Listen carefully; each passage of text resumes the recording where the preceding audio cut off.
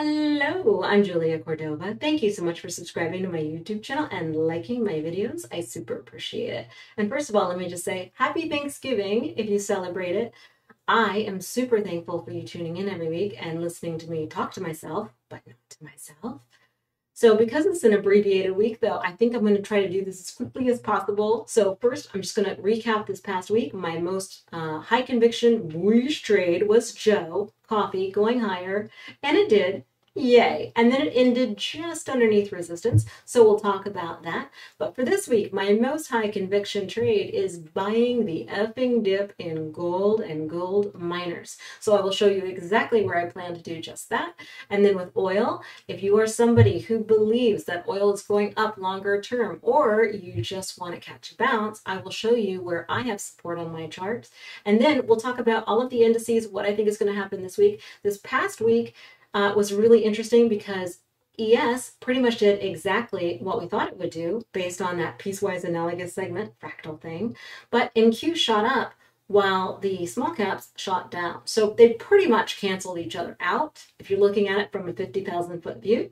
But we'll talk about what we think is going to happen this week based on the charts, where our pivots are, all of that stuff. Are you ready? I am super ready. All right. Okay, let's talk charts. So first of all, let's look at ES weekly. So pretty much we just bounced off of this purple resistance line yet again last week. And then I thought it would be a good idea. And remember this piecewise analogous segment that I said was very close?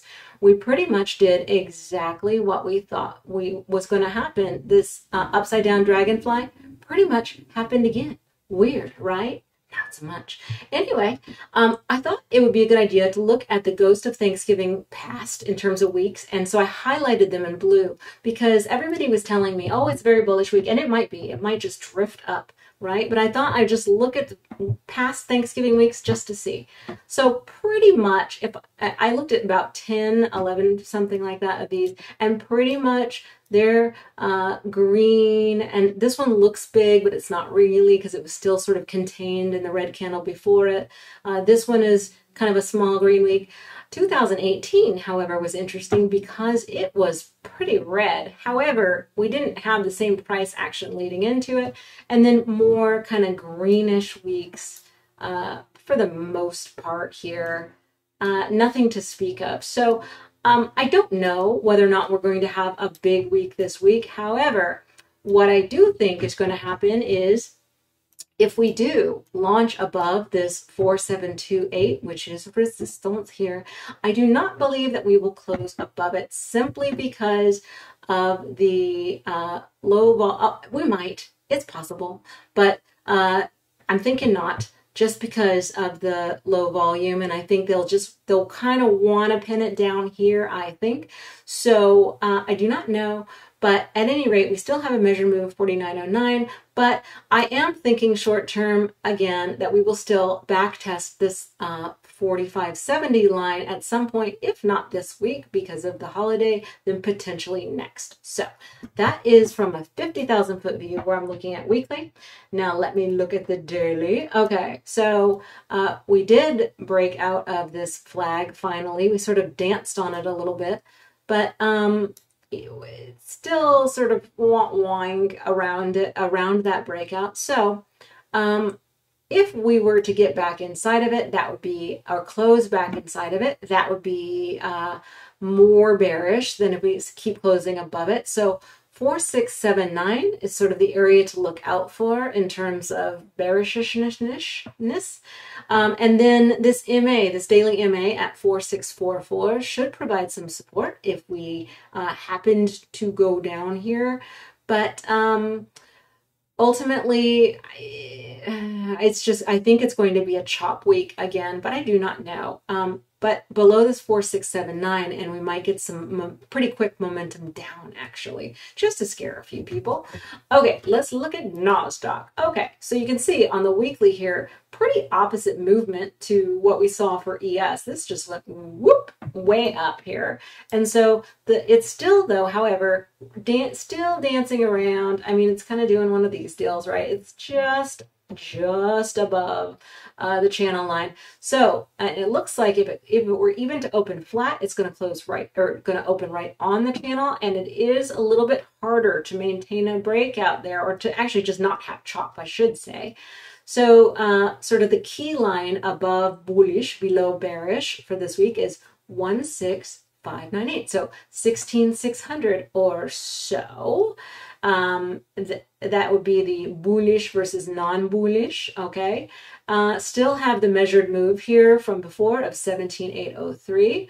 And then back test would be pretty much this 15,209. That would be a back test of the last breakout that was horizontal, okay? So and also I looked at the, let me just make this bigger. I did look at the Thanksgiving weeks for Nasdaq as well. And I mean, you know, it's pretty much same dealio. 2018 was red, but other than that, it was pretty much just a bunch of womp candles that are sort of green and floating up. Not much happening there, but it is, you know, it's always a different year, right? You never know. This time could be different, and we are at the top of the channel. So I do believe we're going to have a pullback this week, though. I do. I think so. I think, well, it might go up first, but I think it's still going to close below the 16,600 area. Could be wrong. Don't know. Not my high confidence. Okay. So let me just look at the daily. Okay. So from a daily perspective, we could go all the way back down to 16,329, which is a good almost 300-ish points, and still be very bullish. That would just be a back test of the last breakout. So tune into Twitter live in case I see something high probability worth trading there. But so far, that's just what we're doing. Let's look at small caps. Okay. So somebody asked me to kind of give them an update on this midweek, and because I wasn't trading it, I didn't do that. But I did say on my video last week that I had taken some profit here, added it back when we got above this previous high, then taken some more profit here, and I'm waiting. I mean, I'm waiting for it to close above this or for it to get down here. So I think for next week, it's likely that we pretty much end up where we started on small caps, I think. So if we come down to this 2305 area, I think that would be a good place to buy the dip. But I do think it'll close somewhere around this 2350 area if I'm a gambling type, just because I think it'll want to be questionable then going into the rest of the year. So this is the top of the channel, 2457. All right, and this, but it's not bearish at all, guys, at all. It's not fakey breaky until it gets below, or unless it gets below 2249, and then it's going to look a little dire. It's going to have one more support holding it up if that happens, you know, for all these wicks. And oh, Lord help us all if it gets below that, because ruh-roh, oh no, oh no. At least down to here, okay? Not that bad, not that bad. All right, now let's look at Bitcoin. Okay, so remember I had talked about this hokey pokey flag before, how it did this thing where it dipped back into the flag, it did not make the measure move, and then down. And same thing here, dipped back into the flag, did not meet its measured move, and then down. What in the world? Who could have seen that coming? Me. We all saw it coming, didn't we? We did. Okay, so anywho, for this week, I think what we're going to get is pretty much similar to what happened here before, which is just a bunch of chop. So I think this might play out even still, that we get chop in Bitcoin, etc. this week, okay? That would make sense to me. And then we'll see what happens. This does not have to keep continuing, by the way. But generally speaking, fractals will continue for as much time as I think they're going to continue for. No, but we knew this was going to go down. And then I would say just going to chop this week inside of this channel, okay? Between 61-ish and 55-ish, okay? I think it's just going to chop this week, okay? But if it breaks out or breaks down, I will certainly let you know on the Twitter machine. Okay, let's look at Ethereum. Okay, I had moved the key up to this 3969, and I had said that Ethereum was pretty boring because it was just trading a range. And what do you know? If it didn't come back down and exactly test my key. What? It's almost like I know what I'm doing sometimes. Yay. So anyway, I think for this week, continued chop.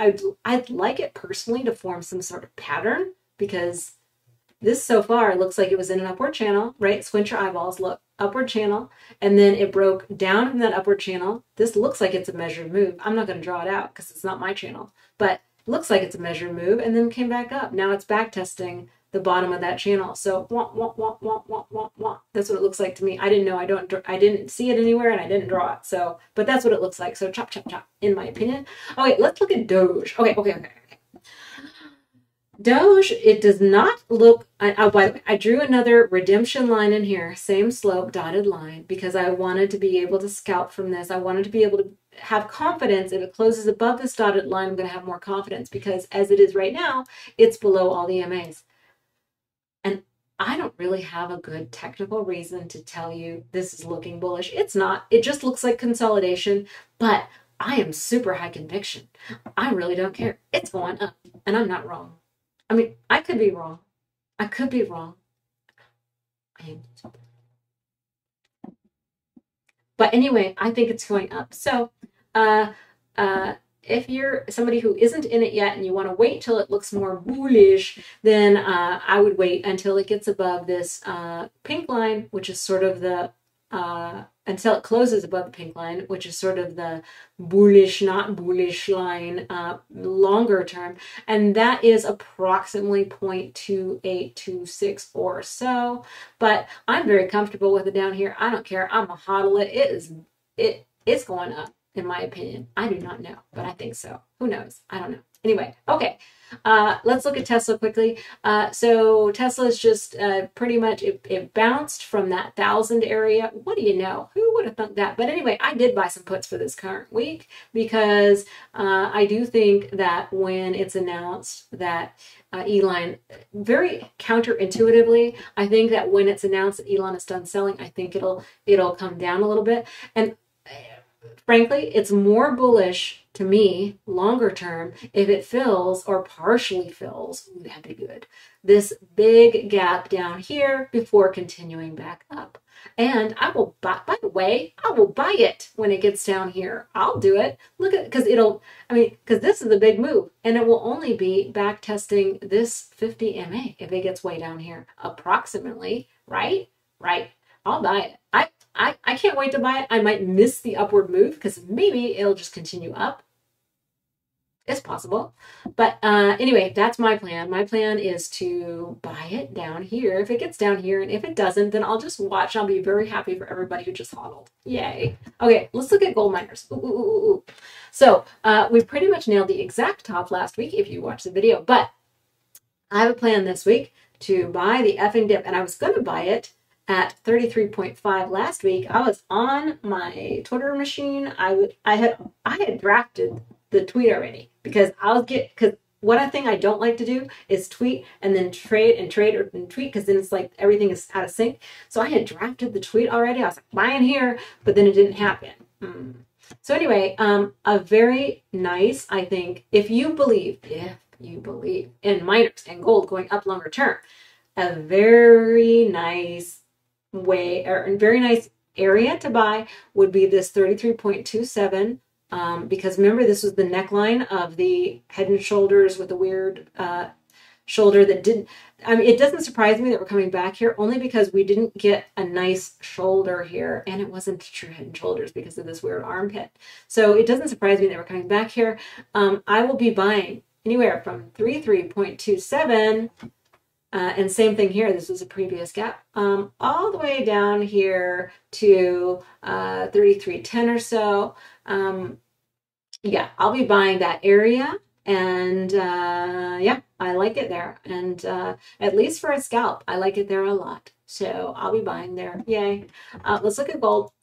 Okay, so gold is also coming back down to test this neckline. This is the 90 shoulder pad, Head and Shoulders, and 1835.1. If you are bullish, is a very nice, pretty good risk reward place to buy if you choose to. Hopefully, it'll flag out this week because this was a big move. And then, even though I had people in my DMs saying, gold and silver are crashing, Cordova, what do we do? I'm like, crashing? I go and I look and I'm like, what are you talking about? It's not crashing. It's just consolidating. And it kind of looks flaggy, doesn't it? Yeah, look at the 4 hour. That's not crashing. What in the world? People need to just calm down. And besides, look, it reached out. It didn't even wait. Look at it. Didn't even. Is that even halfway? It's probably okay. It's halfway. It looks like it retested about half of the move up from before, which was super nice. Not crashing, consolidating, and if it gets down to this 1835 area, bye bye bye bye bye bye bye. That's what I'm going to be doing. And look, it closed right on RSI support on the 4 hour. Okay, it closed right on RSI support on the weekly. This looks good to me. A plus.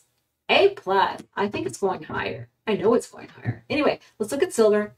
Okay, so silver pretty much just traded the range all week. It did kind of wah-wah at the end there, but you know what? They're so dramatic, these silver traders. They're really very dramatic people. I don't know if you've ever tried to trade silver, but it's like the natty versus oil, it's silver versus gold. It's like so drama. Like just, ugh, it's very difficult to trade if you do not just have an iron stomach and you expect it to be, I don't know how to say awful, like volatile. Okay. Anywho, oops. Oh my gosh. I was doing it by itself. Okay. So if you are looking to buy the dip in silver, let's see what we got here. It did close the week a little bit below the key area, which is 24.945, right? It closed a little bit below that. It closed at 24.78. So if you're somebody who's like waiting for confirmation, oh, who are you people? Who are you people? I would actually wait until it gets above 25.395 and back test that, because that is resistance. But if you're looking for a little buy the dip action, it looks like on the weekly, let me make it bigger. It looks like on the weekly, these MAs are about to cross each other and curl and provide more support. So I would look to buy somewhere down in this area, down to, all the way touching these lines. It doesn't matter. This is bullish longer term, I think. And I'm actually, because if you look at the bigger picture, let me just talk about this. All right.